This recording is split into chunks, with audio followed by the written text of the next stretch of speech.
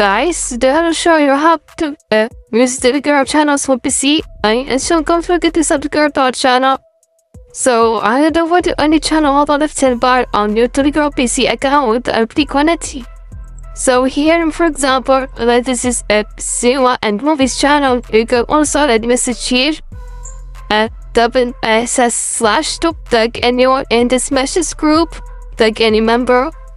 To have here some bots, you can top of bots here.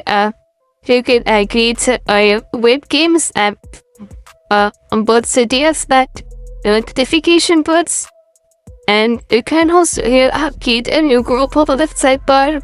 Create a new channel. Choose a code that scores someone, save message, editor, light and dark mode, and they want to deliver studying so long ability to do a bunch of options. We send this with a message, guys. If you found it, we're playing to get to like, subscribe, and leave a comment.